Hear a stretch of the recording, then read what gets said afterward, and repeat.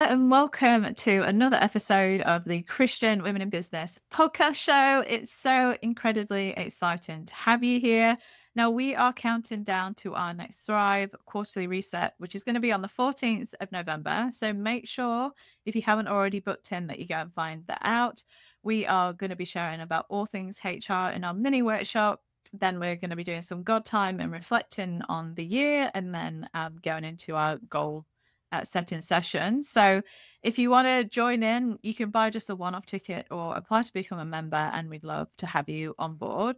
Now, today we are joined by a special gentleman who's on the other side of the world. His biggest mission through his business is to build an online community to engage marketplace Christians to integrate their faith and work. And his favorite thing to do on the weekend is to spend time with his family and friends. So welcome to the podcast, Mike Henry Sr. from Follower of One. Thanks, Sarah Jane. I appreciate it.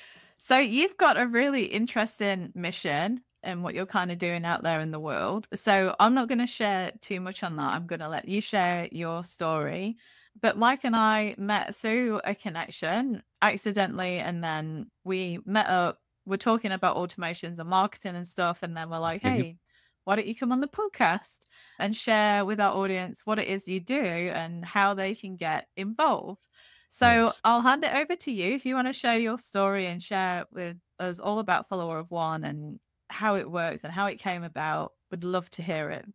So certainly, yeah. It sounds like story's gonna take forever. Hopefully I can make it very short. When I first became a Christian, I was 30 years old. I was already in the workplace. I was already engaged in my career. I had a mortgage and two children. Life wasn't working very well for me. My jobs weren't making me happy, and my marriage was struggling. And my wife wanted me to go to church, and my boss wanted me to just shut up and do what he said. And I didn't like that idea. And so I decided to check out church for my wife. And I spent about 3 months or 4 months really as a willing participant trying to figure out what was going on in church.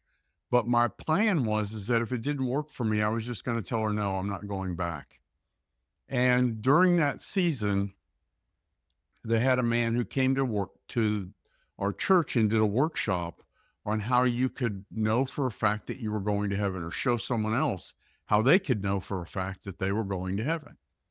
And up until that moment in time, I thought you had to do good things to get to heaven. I still joke with people about how I thought that my goal in life was to be the third to last guy into heaven. I didn't want to be last or next to last, but I was aiming for about third to last. I didn't want to have to do any more good works than I had to do to get into heaven. I just wanted to do the minimum acceptable. And so here I am now at this workshop, and I hear and I learn about salvation being simply Jesus's work. It's not as a result of work, so that no one may boast, which is from Ephesians 2:8 and 9. And that totally blew up my whole mental model, because I thought you had to do good things to get to heaven. And so the next day, I had a great day at church. It was a Saturday when I learned all this. On Sunday, I had a great day at church. But Sunday afternoon, I got this pit in my stomach because I had to go back to the job I really didn't like. And so I started begging God to put me into ministry. I use air quotes often when I say that, because what I felt like Jesus was telling me for the first several years was, okay, you're a minister now, get back to work. And I struggled for many years trying to figure out how I could be a full-time minister, pay my bills and raise my family and do the things that I had to do, because I was already in a career. I felt like I was a second-class Christian because I couldn't be a full-time Christian. And I kept asking Jesus to show me how to be a full-time Christian. And over the course of about 30 years, he's given me several ideas for how I can be much more intentional with my faith on a daily basis, regardless of what my job is. And about 7 years ago, I started an online community so that we can help one another kind of live that out without leaving our jobs, because I believe that's the next thing Jesus needs. Is he his people to be following him in whatever their occupation is. And so that's Brilliant. where follower one was born. That's So is that awesome. enough of And my I story? it's enough of your story. Before I get in with sharing and asking more questions, share with us what is follower of one? Like, what is the community? What is Certainly. it about? And what is it that you do? Great. Because I know that our stories are similar, that we both roughly about 7 years ago found a gap in the market and was questioning how it was that we could fill it, like we could fill that gap. Correct. Yeah. So follower one is an online community. I accidentally started an online community in 2009. Twitter was brand new, and I had just gotten laid off, as a lot of people got let go or laid off in the financial downturn of 2008, 2009. Mm. And many people started becoming leadership coaches or writing about leadership. And so I started getting on Twitter, and I would write a blog about leadership. I didn't want to just do another job thing.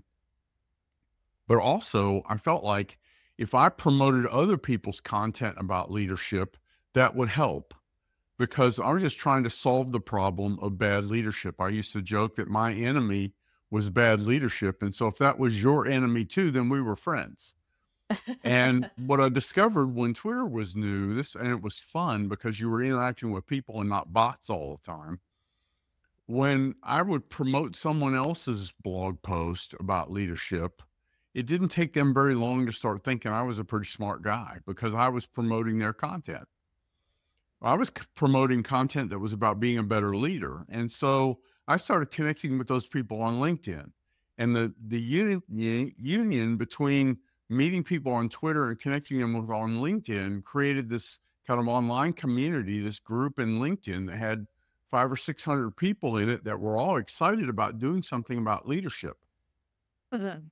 And we hadn't been particularly Christian in our approach to that effort, but it was so exciting and so fun to connect with people all over the globe who are passionate about the same things.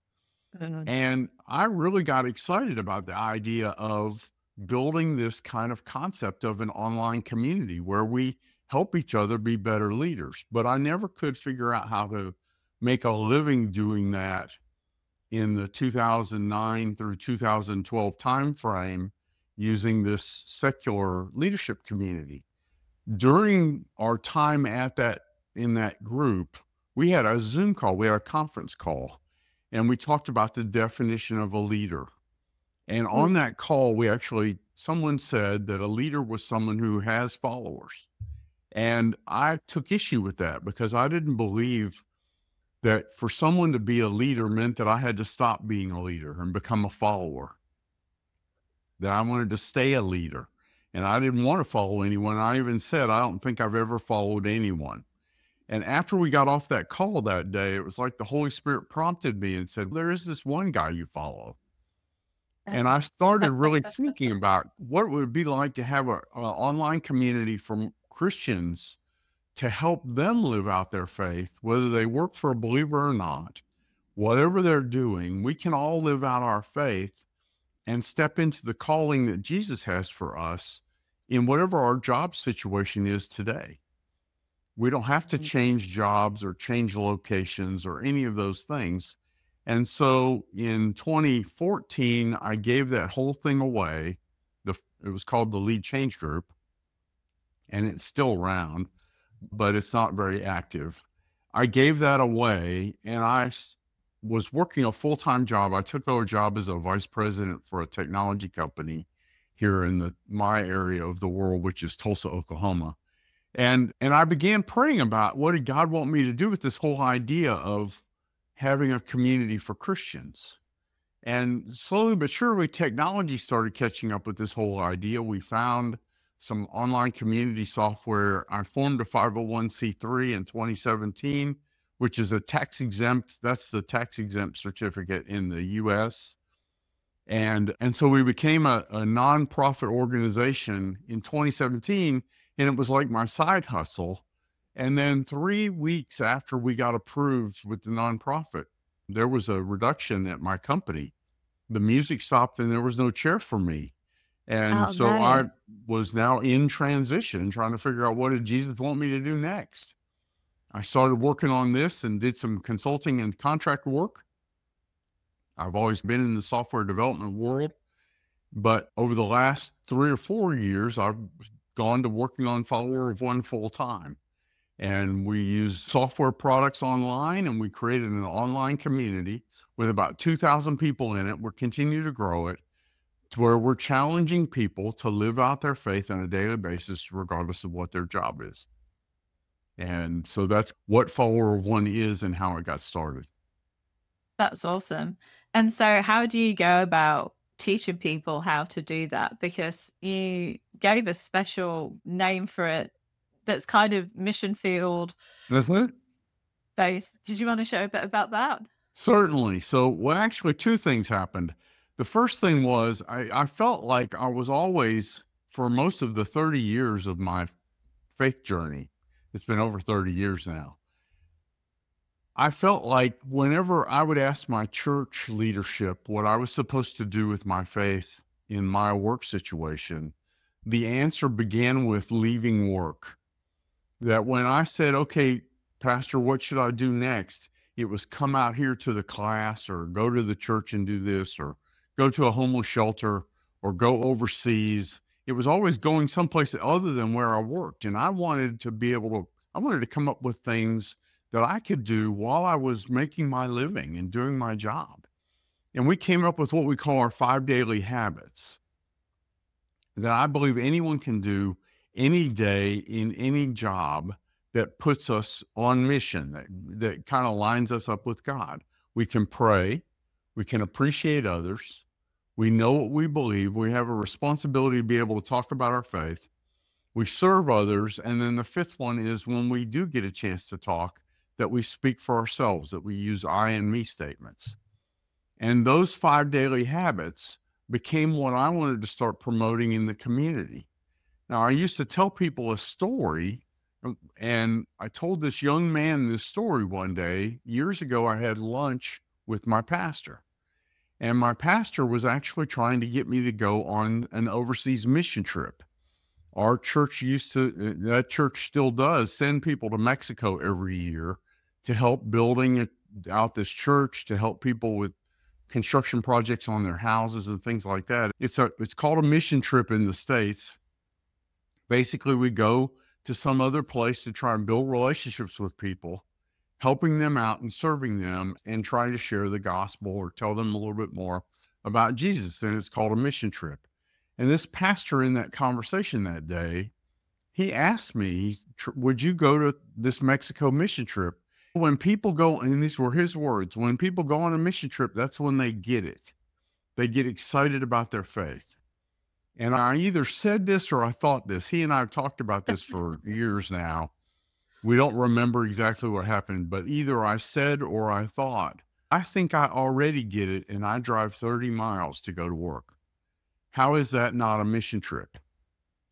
And I would tell people that story and complain about this challenge that the church had of constantly trying to get me to do something other than my job to glorify Jesus. Well, I told a young man that story after I'd started Follower of One, and he said, why don't you do a virtual mission trip? And I thought that was just a tremendous idea. And so we've turned that into what we now call the Marketplace Mission Trip, which is a 2-week exercise where we challenge people to go to their own job like they're going on an overseas mission trip. And basically for 2 weeks, we have daily devotionals that help us practice those 5 daily habits in our workplace. And we've done that with 47 different groups of people. About 1,125 or 1,130 people have done it, all from all over the globe. And we've now started also doing them with churches, where we help churches organize these marketplace mission trips for members in their congregation to do together, to help us be much more intentional about how we live our faith at work. And that's what we do now, is we challenge people to get started on this whole concept using the marketplace mission trip. And we invite them into the community. And our long-term goal in the community is to connect people by occupation or by industry to where they can help each other live out their faith every day. And fortunately, it all fits on a mobile app. And so people don't even have to be working for a Christian to be able to hang out with other Christians in the marketplace and figure out how they can make their faith make a difference in what they're doing every day. Ah, that's so good. That's awesome. I love this story and I love the concept of your workplace mission trip. And in CWIB, I'm often talking about how is it to our businesses that we Mhm. can be doing that? How can we be reaching our communities? How can we be influencing team members if they're not necessarily Christian as well? Exactly. So, if to all of our women who are running businesses all over the world, with the concepts that you've just shared, what are your 5 tips then that you'd want them to know or to share with the context of where you're coming from with your background and what you do, a follow over one, so that they can either get involved with what you're doing and then Yes. invite their team members to do the same, or just that they can apply in their businesses to start that mission on their own? Certainly. And even if your business is like a side hustle still and you have a regular day job where you work for someone else, I think the 5 points that I would make for us line up with those 5 daily habits. Begin by prayer. The first prayer that we talk about is from Isaiah chapter 6, where Isaiah says, "Here I am, send me." He's actually having this dream or this experience where he's in the presence of the Lord and the Holy Spirit, the Trinity, are talking about who will we send. And Isaiah says, "Here I am, send me." Those 5 words put us on the mission field every day. And so talk about using those 5 words as in when I say, "Here I am," now I'm giving myself over to Jesus to let him use me today in whatever situation I'm in. And so if I begin day way, then all the stuff that happens after that, it's all Jesus's problem. I work for him. And that's my goal, is to remind myself on a regular basis to just do what he says. And if he tells me to pay attention to a friend or to go out of my way to bless someone or to give someone a gift, then I do that because I never know what he's up to. I just can respond to the things he gives me. So my first tip is to pray. The second one is to appreciate others. It's interesting because I think it's so easy for us to get goal focused and task focused, especially when we're trying to build a business or trying to grow a business. It's so easy to become task focused. And Jesus tells us over and over in scripture that we don't have to worry about the tasks. All we have to do is worry about our relationship to him. And so we can appreciate other people, just being a blessing to people and enjoying the circumstances that we're in and the opportunities that we have makes us different than most of the people that we interact with every day, because most of our friends are under the gun, feeling the pressure, putting on the pressure. So the second idea would be to appreciate people. The third one, I would say, know what you believe. Let's think a little bit about our faith. Why do we believe the way we believe? And I actually prompt people to answer the question, why are you doing this? If we all lived in such a way to where we were trying to get the people that we interacted with to go, well, that's really nice, but why are you doing this? Mm. If we were living that way every day and somebody was asking us that question every day, then we would know we were doing what Jesus would have us do, because it would be so outside of the norm of what else is going on. And so I encourage people to, in their quiet time or when they're with other Christian friends, to practice that and even ask the question, but why? But why? If you can answer that question 4 or 5 times, but why, then you have a really simple, clear, concise answer for when one of your friends asks you, hey, why are you doing this? Then the fourth thing is to serve others. Um, I'm really only here to use the stuff that I have to make Jesus visible. That's my job. If Jesus, ideally, my ultimate proper place in the world is with Christ in heaven forever. But we're still here because we have a job to do to help other people choose to follow him. And so serving other people, oftentimes when I ask God, what does he want me to do? The answer sounds like work. And then I go, well, I don't want to do that because that sounds hard. But that's what Jesus is calling us to do. And so I had to remind myself that the fourth habit is to serve others. And then the fifth one is to just speak for myself. I don't need to be fixing other people or telling other people what to do. I just want to be present in what God has for me doing today so that I can be a blessing to the people around me. I enjoy life better when I do that, and so do the people around me. I remember when I was younger working in the trucking business, which is my dad's industry, and I worked for my father. I was actually working for his company when I became a Christian. It used to frustrate him that I was so miserable to be around all the time. But I just want to enjoy life and trust God and be present with Him in my circumstances. And that's what I think speaking for myself means, that I can focus on these other people and just do it, knowing that I can trust Jesus to handle life and situations and circumstances for me. So those are my five habits, kind of line up with the five daily habits for follower of one. But I think we can all be much more present with the people that we interact with every day. And God uses that forever. How much money we make won't necessarily matter forever, but the difference that we make in the lives of other people will count forever. Um, yeah, they're awesome. And I couldn't agree with you more. And we always talk about Jesus isn't interested in your success, he's interested in who you are. Exactly. So just to recap, we've got one, pray. So begin your day with prayer. Number two, appreciate others. It's so easy for us to focus on the task instead of the people. Number three, know what you believe and understand yourself why you're doing this. And this kind of relates back to what we covered in the mini series as well, about bringing God and our businesses together, and Mhm. that personal mission, which is beyond your business mission. Like, what is your personal mission, and why are you doing this? So I love that you mentioned that, because it's kind of reiterated what we've been going through. Number four is to serve others. We are here to do a job, and that's to serve Jesus and to help people come to follow him.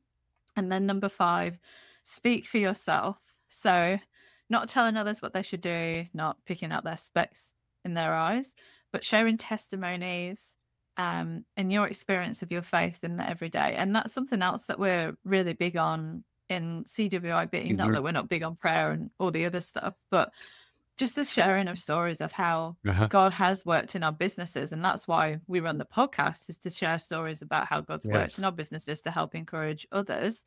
Only you have your own story to tell. Like, no one else can Right. share your story, your testimonies, and how God's worked in your business and in your life. And I know so many business owners that, like, terrible things have happened, but then how God's pulled through and the amazing resources that have been pulled Yes. together. um it can only be like the miracle of God working in that business, and they're stories you just can't make up, and they're the ones that intrigue people. So I love that. And I love all 5 points. So you've kind of already shared pretty much how you incorporate God into your business. So can you share with us, or your mission, should I say, can you share with us your Bible verse for this season and why? Yeah. There are a number of them, but the one that came to mind when we were talking about this is Mark 10:45. In that passage, Jesus says, "Even the Son of Man did not come to be served, but to serve, and to give his life a ransom for many."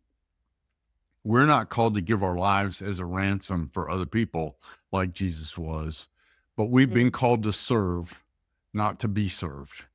And I think that's the calling that we all fail to understand. That Greek word that's translated serve in that passage is also often translated minister.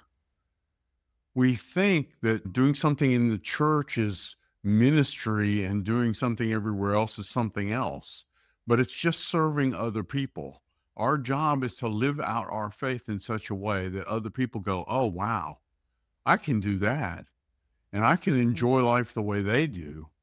And that's Yeah. our goal with everything we do at Follower of One. We hope everyone comes away with the, "Oh, I can do that," because that's what Yeah. we want to do. It's just, I can always serve somebody else. I can always go one extra step.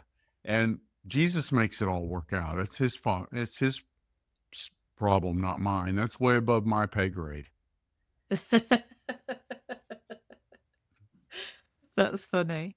So if our listeners wanted to get involved with Follower of One, what do they need to do and where can they find you?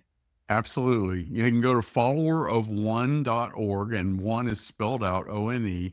So followerofone.org. I'm also available on LinkedIn, and I'm on many social media platforms as Mike Henry SR. Ideally, on followerofone.org, there's a take action page. You can sign up for and try our next marketplace mission trip. We don't charge for membership in our community, nor do we charge people to take the marketplace mission trip. But I do caution everyone that as believers, especially, we understand that you only get what you put in to anything that you do. And so if you want to actually your faith to impact your everyday life, then you have to basically sidetrack your everyday life to include your relationship with Christ. And that's what the Marketplace Mission Trip and the online community of Follower of One are designed to help us do, is using our mobile devices or whatever, build the habits to where we're thinking about our faith every day, not just on Sunday. I used to think that my job was to stay out of trouble until Sunday because I had a regular secular job. But really, our jobs are to be difference makers for the Lord in everything that we do, whatever that job is. Yeah, totally. Couldn't agree more. Being a follower of Jesus is an everyday thing, not just a Sunday thing. Exactly.